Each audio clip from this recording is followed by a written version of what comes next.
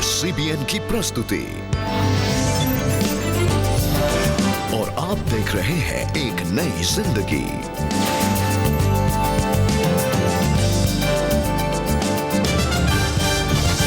नमस्कार दोस्तों, आपका स्वागत है आज के इस प्रोग्राम में। हम उम्मीद करते हैं आप लोग घर पे खुशहाल होंगे और आज के प्रोग्राम के लिए तैयार। नमस्कार दोस्तों, परमेश्वर का धन्यवाद करते हैं आज के खूबसूरत दिन के लिए और आपका बहुत बहुत स्वागत है एक नई जिंदगी के आज के प्रोग्राम में। Thank you so much for joining us today. आज दोस्तों एक नई जिंदगी प्रोग्राम में हम जानेंगे कि कैसे दुख आनंद में बदल सकता है। जी हाँ दोस्तों, और आशा करते हैं कि आज के इस प्रोग्राम को देखकर आप प्रभु यीशु मसीह से अनंत शांति और आनंद को अपने जीवन में पाएंगे। और दोस्तों इस सीज़न में ऐसा होता है कि हम लोग काफ़ी सारी तैयारी में हम लोग व्यस्त हो जाते हैं एंड जो हमारा ग्रीफ होता है, जो दुख होता है, गम होता है, उसको नज़रअंदाज कर देते हैं। We don't process it. And आज हम बात करेंगे वचन के द्वारा, टेस्टिमनी के द्वारा हम जानेंगे कि उसको प्रोसेस करना भी बहुत ज़रूरी है, उसको जानना बहुत ज़रूरी है, ताकि हम जब उसके आगे उभरें तो हम लोग चुस्त उभरें, प्रभु में उभरें। जी बिल्कुल दोस्तों। और दोस्तों इस महीने हम अलग अलग भाषाओं में, रीजनल लैंग्वेजेस में क्रिसमस के गीत सुन रहे हैं। आज हम दिन की शुरुआत कर रहे हैं एक बहुत ही खूबसूरत गीत के साथ जो राजस्थानी भाषा में है। राजस्थान में बोली जाने वाली एक मुख्य भाषा मारवाड़ी में आज हम आनंद से भरे भजन को सुनेंगे जिसका नाम है खुशियाँ दिवाने आया। राजस्थान का रंग और धूम इस गीत में मौजूद है। तो आइए हम सब मिलकर इस गीत को सुनते हैं। खुशियाँ दिवाने आया परमेश्वर लाडला, खुशियाँ दिवाने आया परमेश्वर लाडला, आया जी आया हमारे परमेश्वर लाडला, आया जी आया हमारे परमेश्वर लाडला, खुशियाँ दिवाने आया परमेश्वर लाडला, खुशियाँ दिवाने आया परमेश्वर लाडला, आया जी आया हमारे परमेश्वर लाडला,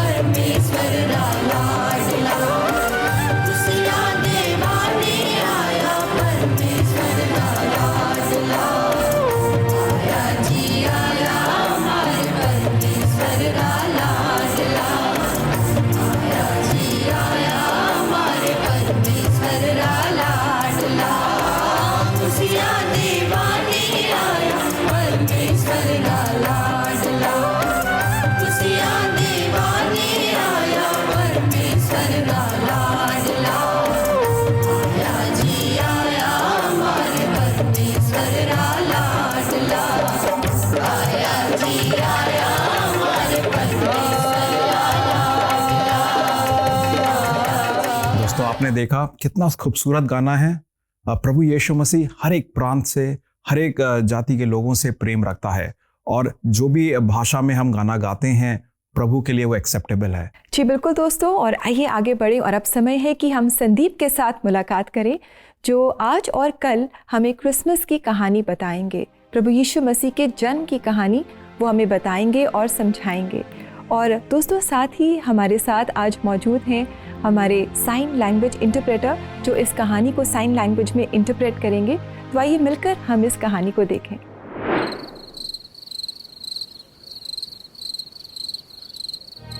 बाइबल कहता है कि वो सर्दी की एक ठंडी रात थी जब पृथ्वी के निर्माणकर्ता ने एक मानव रूप में जन्म लिया। लेकिन क्यों?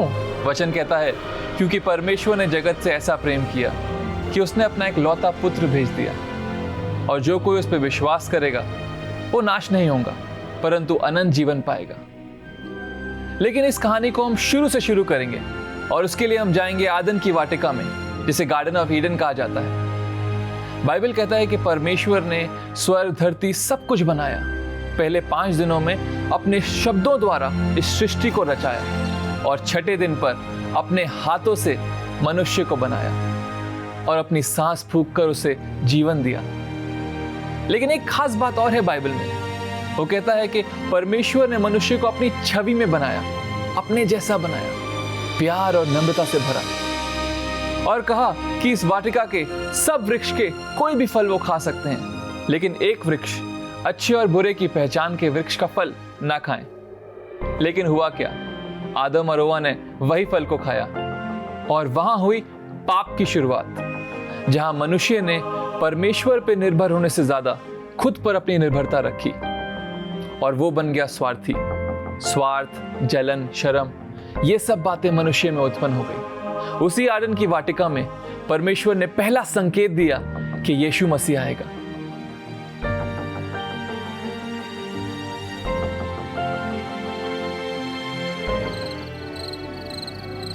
बाइबल कहता है कि पाप इस कदर बढ़ गया था कि परमेश्वर को अफसोस होने लगा। उसने सोचा कि मैंने ये मनुष्य जाति बनाई ही क्यों।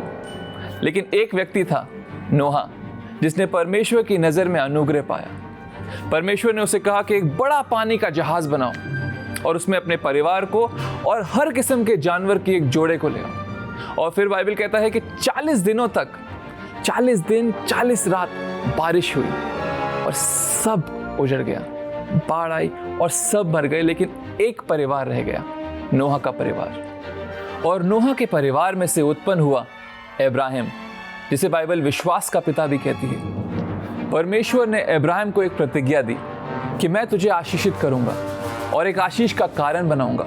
मैं तुझे एक महान राज्य बनाऊंगा और तेरे द्वारा पृथ्वी के हर एक परिवार को आशीषित करूंगा। दोस्तों, परमेश्वर का दिल हमेशा से यही था कि पृथ्वी का हर एक परिवार आशीषित हो। इसलिए परमेश्वर ने चुना इब्राहिम को और वहां से उत्पन्न हुआ जेकब, जिसका नाम इज़राइल भी है।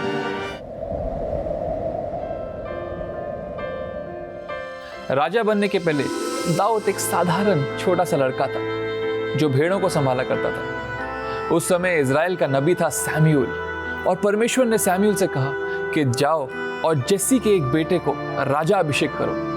जब सैमुएल उसके घर गया तो जेसी ने अपने सारे बेटों को दिखाया, लेकिन परमेश्वर ने सैमुएल से कहा कि इनमें से कोई नहीं है। और सैमुएल ने जेसी से पूछा, क्या और कोई पुत्र नहीं है? जेसी ने कहा, एक है, छोटा लड़का, भेड़ों को संभालता है। सैमुएल ने कहा, उसे बुलाओ, वही है जिसे राजा अभिषेक करना है। दाऊद वही छोटा बालक था जिसने गोलायत जैसे दानव को मार गिराया। सैमुएल ने दाऊद को राजा अभिषेक किया। वचन दाऊद के बारे में एक बात हमेशा कहता है कि दाऊद वैसा व्यक्ति था जो परमेश्वर के दिल के पीछे था। हाँ, यीशु मसीह को परमेश्वर का बेटा जाना जाता है, पर नए नियम में बहुत बार यीशु मसीह को राजा दाऊद का बेटा भी कहलाया है।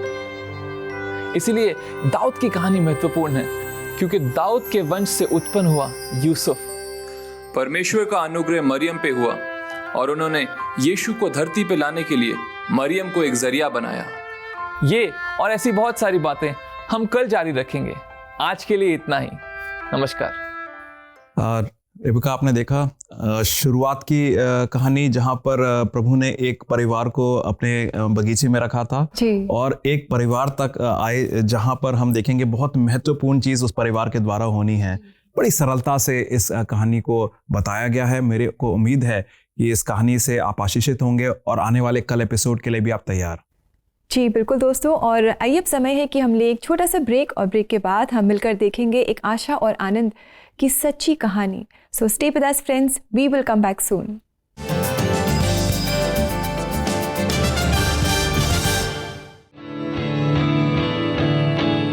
इस वैलेंटाइंस डे पर कुछ खास उपहार आपके प्रियजन के लिए। नेशनल टीवी पर गीत गिफ्ट करिए। यीशु कैसा दोस्त है प्यारा। आप अपने प्रियजनों को आशीषित गीत के साथ प्यार भरा संदेश भी भेज सकते हैं। प्रभु का धन्यवाद करूंगा, उसकी संगति में सदा रहूंगा। रखता हूँ मसीह के वादों पर ईमान। इसके लिए आपको www.cbnindia.org/CBN ऑफरिंग्स पर लॉगिन करके डिटेल्स भेजने होंगे। एक नई जिंदगी कार्यक्रम पर हम आपके प्रियजनों को आपके संदेश के साथ गीत का गिफ्ट ऑन एयर देंगे। उसकी स्तुति करो।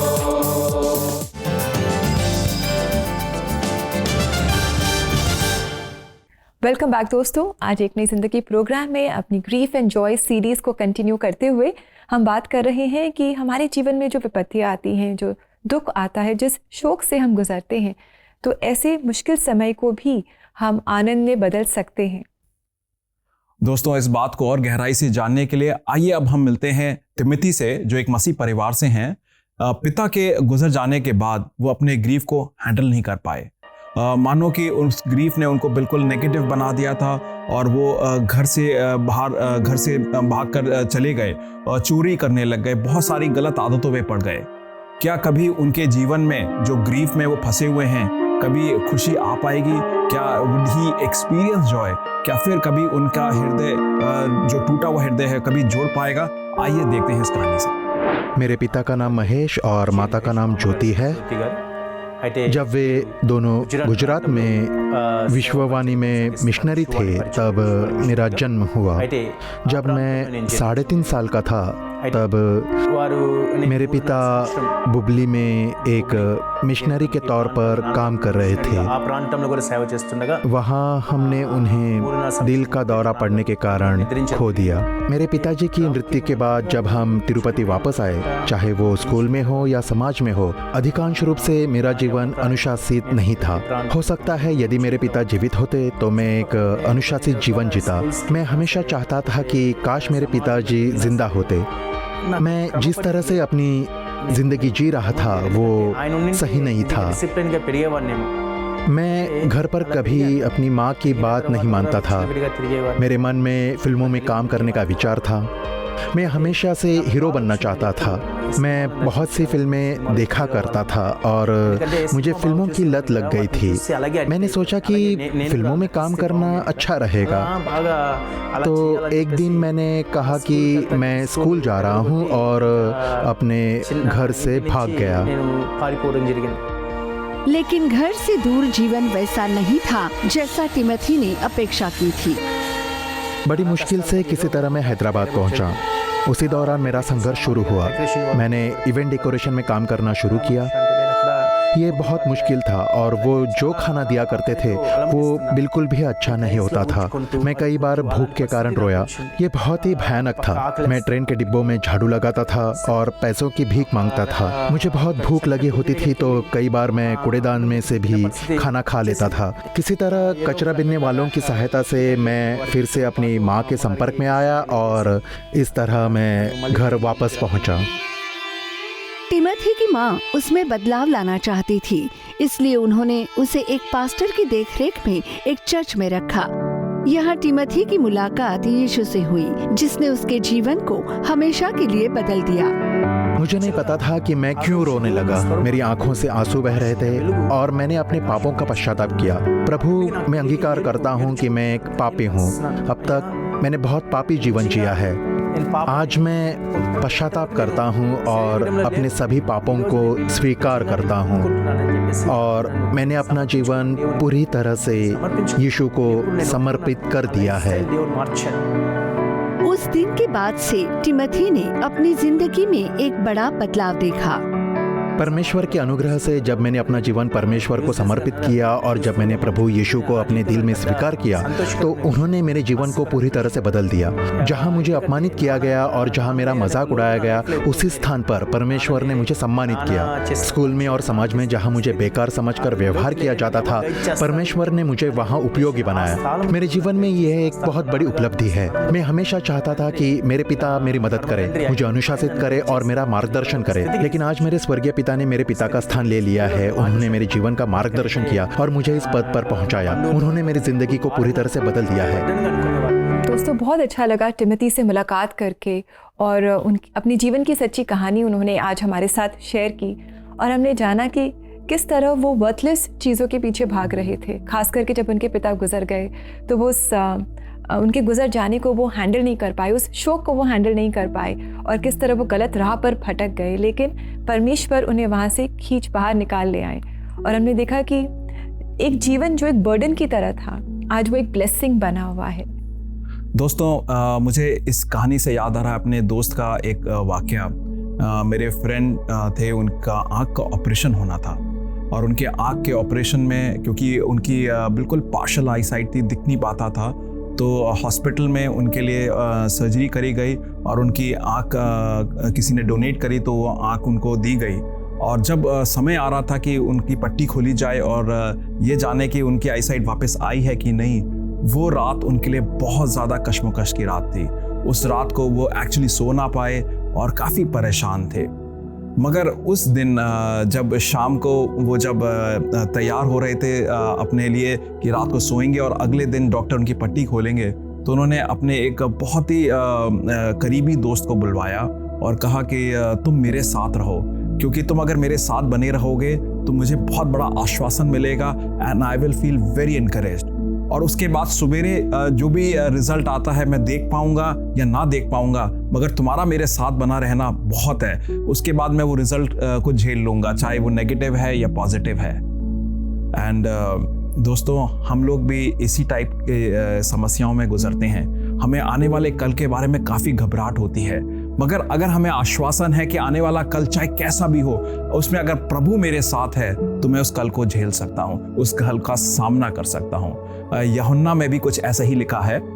यूहन्ना 16:20 में प्रभु का वचन बोलता है, मैं तुमसे सच सच कहता हूँ कि तुम रोगे और विलाप करोगे, परंतु संसार आनंद करेगा। तुम्हें शोक होगा, परंतु तुम्हारा शोक आनंद बन जाएगा। और 22वीं आयत में लिखा है, और तुम्हें भी अब तक शोक है, परंतु मैं तुमसे फिर मिलूंगा और तुम्हारे मन में आनंद होगा और तुम्हारा आनंद तुमसे कोई छीन कर नहीं ले जा सकता। दोस्तों, आपने देखा प्रभु यीशु मसीह के वाक्य बहुत सरलता से और क्लियरली हमारे लिए हैं कि अगर आज आप किसी दुख में, विलाप में फंसे हुए हैं, तो आप जानिए प्रभु यीशु मसीह आपके साथ हैं और वो बहुत जल्द आने वाले हैं। और उनका आना और उनका आज आपके साथ होना पवित्र आत्मा के स्वरूप में आपके लिए बहुत ज़्यादा एक तरीके का एनकरेजमेंट है और आप अकेले नहीं हैं। और रही बात मेरे दोस्त की, जब उसकी सवेरे पट्टी खुली तो वो देख पाया। हमारी यही प्रार्थना है कि आपके पास भी ये आश्वासन हो कि प्रभु यीशु मसीह हैं, हमारे साथ हैं, हमारी तकलीफ में वो हमारे साथ हैं, हमें अकेला नहीं छोड़ते। दोस्तों, अगर आप अपने चैलेंजेस के लिए काउंसलिंग चाहते हैं तो we would encourage you to seek good counselling, professional counselling, और इसमें हम आपकी मदद करना चाहेंगे।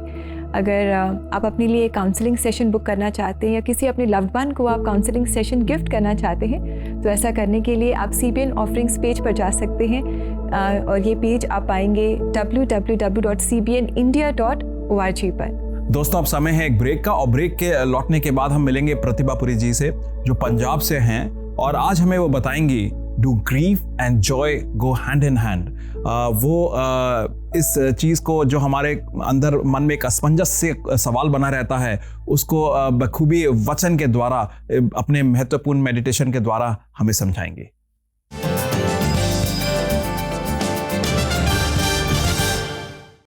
Are you hurt by someone? Is the hurt seeping into your life and blocking your joy?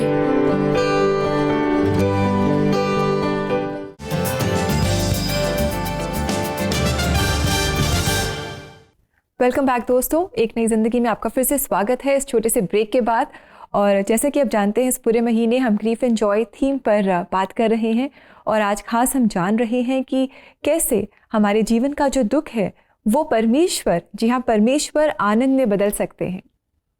और आज हम विशेषकर जानेंगे कि कैसे grief and Joy go hand in hand. इस संदेश को लाए हैं प्रतिभापुरी पंजाब से, और उनसे हम जानेंगे कि इस चीज़ का हम लोग कभी कदार बहुत ज़्यादा परेशानी में, असमंजस में पड़ जाते हैं, मगर आज देखेंगे कि वचन के द्वारा कितनी सरलता से और सफाई से हमें ये जानने को मिले।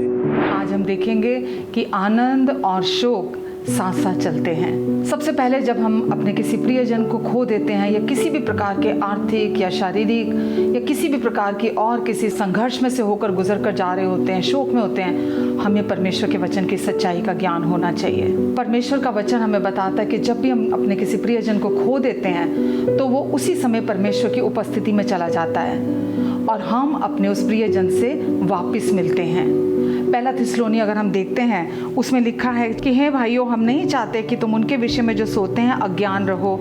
ऐसा ना हो कि तुम औरों की नाई शोक करो जिन्हें आशा नहीं है। तो हम इस आशा में आनंदित होते हैं कि हम अपने प्रियजन को वापस मिलेंगे। और यकीन जानिए, जब हम अपने प्रियजन को वापस मिलेंगे तो हमारा आनंद कई गुना उस समय बढ़ जाएगा, क्योंकि परमेश्वर अपने वायदे को हमारे जीवन में पूरा करेंगे। सबसे पहले हम रोते हुए परमेश्वर के पास आएं और परमेश्वर के पास आकर हम ये ना कहें कि परमेश्वर अब मैं क्या करूं, मैं कहाँ जाऊं। परमेश्वर के पास जाएं और कहें, परमेश्वर आप मेरे जीवन में क्या करने जा रहे हैं, परमेश्वर आप मुझे बताएं। यिर्मयाह 29:11 कहता है, जो कल्पनाएं वो आपके विषय करते हैं उन्हें केवल वो जानते हैं और कोई नहीं जानता, और वो आपके हानि की नहीं आपके कुशल की हैं। अंत में वो कहते हैं, मैं तेरी आशा को पूरी करूंगा। परमेश्वर की योजनाएं आपको नष्ट करने के लिए नहीं है, आपको बनाने के लिए हैं। वो आपको अपने पुत्र की महिमा में दिन प्रतिदिन बना रहे हैं ताकि आप इस धरती पर रहते हुए अपने विश्वास की इस दौड़ को पूरा करें। जब आप परमेश्वर के पास आते हैं, उनके प्रेम को आप अनुमति देते हैं आपको अंदर से हील करने के लिए, तो उनका प्रेम आपको भीतर से बाहर से घेरे रहता है और उनका आनंद आप में पूरा हो जाता है। तो आज हमने सीखा कि कैसे दुख के समय में भी हम आनंदित हो सकते हैं। अगले सप्ताह क्रिसमस वीक है और अगले सप्ताह हम देखेंगे कि हमें किन बातों पर अपना ध्यान लगाकर रखना है। तब तक के लिए अपना ध्यान रखें। आप सब कुछ है मसीह के। प्रतिभा जी, थैंक यू सो मच इस अच्छे से सरल तरीके से बताने के लिए। और जो प्रभु का वचन है हमारे लिए कितना कार्यरत रहता है। प्रभु का वचन साफ तरीके से बोलता है, मैं तुम्हें नष्ट नहीं करना चाहता हूँ, बल्कि I want to see you prosper, I want you to see grow mature and grow in my likeness. जी बिल्कुल, God is a God of hope. परमेश्वर में आशा है और अपने दुख और तकलीफ में भी हम इस आशा को थामे रहें, तभी हम दुख और तकलीफ में भी आनंद को पाएंगे। We will be happy and not be sorrowful and we will know that God is with us. आइए अब समय है कि हम प्रार्थना करें, परमेश्वर से मदद मांगें, ताकि हम उनके आनंद को और उनकी खुशी को अपने जीवन में, अपनी मुश्किलों में एक्सपीरियंस कर सकें। आइए पढ़े आपके द्वारा भेजे गए मैसेजेस। और आज का पहला मैसेज जो हम पढ़ रहे हैं वो रोज़ी ने हमें भेजा है और ये कह रही हैं, मेरे हस्बैंड बहुत ड्रिंक करते हैं और खुदा की नज़दीकी में नहीं हैं। हम बहुत कर्जे में हैं, हम बहुत परेशान हैं। कृपया हमारे परिवार के लिए प्रार्थना कीजिए। रोज़ी, आप ये जानिए कि आपकी जो अवस्था है, जो सिचुएशन है, प्रभु जानता है, और जो हम प्रार्थना करेंगे प्रभु उस प्रार्थना को ज़रूर सुनेगा। आइए हम दूसरा मैसेज पढ़ते हैं। दूसरा मैसेज आया है विनय के द्वारा, उस मैसेज को देखें। मैं अपने फादर की डेथ के दुख और गिल्ट से डील कर रहा हूँ और इस वजह से मैं एंग्जाइटी और डिप्रेशन से गुजर रहा हूँ, और जो कार्य मुझे करना चाहिए मैं उन्हें नहीं कर पा रहा हूँ। कृपया मेरे फिजिकल और मेंटल हेल्थ के लिए प्रार्थना कीजिए और मैं इस दुख से बाहर आ जाऊं, इसके लिए भी प्रार्थना कीजिए। विनय जी, ये जानिए कि प्रभु इस दुख के बारे में जानता है और जब हम प्रार्थना करेंगे तो वो आपके इस प्रार्थना को हमारे द्वारा जरूर सुनेगा। आइए हम सब प्रार्थना करें। परमेश्वर, धन्यवाद देते हैं आपके जिंदा वचन के लिए, धन्यवाद देते हैं प्रभु यीशु मसीह के बलिदान के लिए और धन्यवाद करते हैं प्रभु जी कि आपने हमें सबको एक्सेप्ट करा है, हम सबसे प्रेम किया है प्रभु यीशु मसीह की वजह से। ये 2 जो प्रेयर रिक्वेस्ट आपके पास आई हैं और इसके साथ साथ जितने अनगिनत प्रेयर रिक्वेस्ट हैं जो कि हमारे पास नहीं भी आई हैं मगर हमारे दोस्तों के दिलों में अभी भी हैं, मुंह तक आती हैं, आपके पास जाती हैं प्रभु जी, आप उन सब प्रेयर रिक्वेस्ट को सुने प्रभु। और इस समय हम लोग बहुत ज़्यादा गंभीर सिचुएशन में हो सकते हैं और हमें आने वाले कल के बारे में कुछ पता नहीं कि कल क्या होगा मालिक। मैं प्रार्थना करता हूँ प्रभु जी, आप सबके मनों पे अपने प्रेम के मरहम को लगाएं, आपके सबके मनों पे प्रभु जी एक प्रभु यीशु मसीह की बलिदान को और हमारी तरफ दिए गए प्रेम को, दया को दिखाएं और पवित्र आत्मा की उपस्थिति और उनकी सामर्थ्य को दिखाएं प्रभु जी, ताकि जो ये समय है एक काली घाटी का समय है उसमें भी हम चल सकें ये जानकर कि आपका उजाला हमें आगे ले जा रहा है। ये सारी प्रार्थनाएं प्रभु यीशु मसीह के नाम से मांगते हैं, आमीन। दोस्तों, प्रार्थना में लगे रहें और याद रखें कि हम भी आपके साथ हैं, आपके लिए प्रार्थना कर रहे हैं। आपकी जो भी रिक्वेस्ट आती हैं उनके लिए लगातार CBN प्रेयर लाइन में प्रार्थना होती है और we are there with you in prayer, so be encouraged friends. और दोस्तों, इसके जानने के साथ साथ आज समय होगा कि अब हम देखें कि प्रभु का वचन हमसे क्या बोल रहा है आज की आयत से।